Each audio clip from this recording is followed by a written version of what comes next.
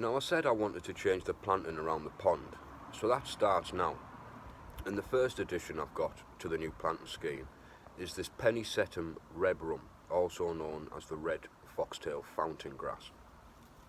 As you can see, it's an architectural ornamental grass with this beautiful, beautiful red colour and these gorgeous foxtail-like grass feathers coming off them.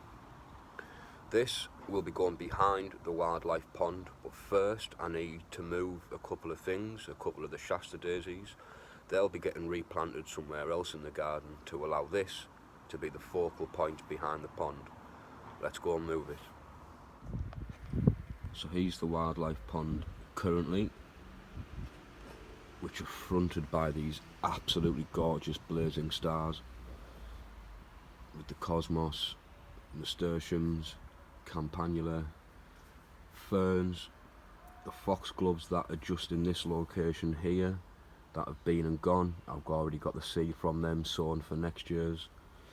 And then these Shasta daisies. These are what will be getting moved to a different location of the garden to make way for the fountain grass, which, as you can see, is just behind the wildlife pond there. So I've managed to squeeze myself behind it, and the first job is to get these big Shasta daisies out.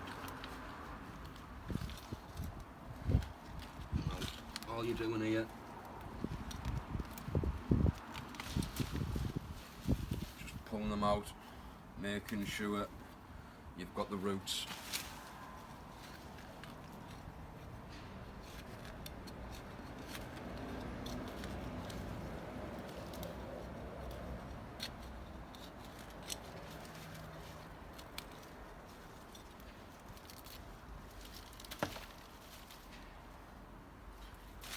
We'll be back once it's all out. So now we've got the daisies out, you want to dig a hole.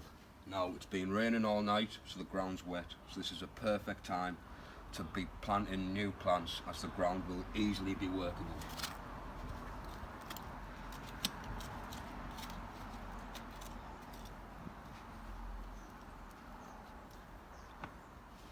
And once you've got your hole,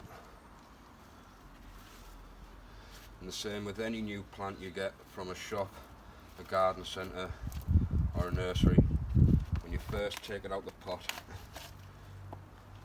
it's a good chance to examine the roots, check for signs of any damage,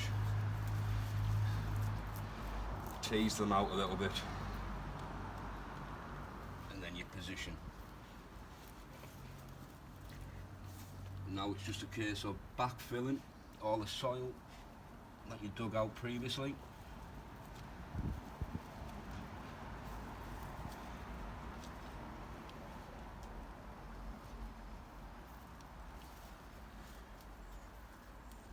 Now the best part about planting while the ground's wet as well is that you won't have to water in as heavily as you normally would. You still have to water it in, but not as heavy as what you would on a really dry day. Press it down.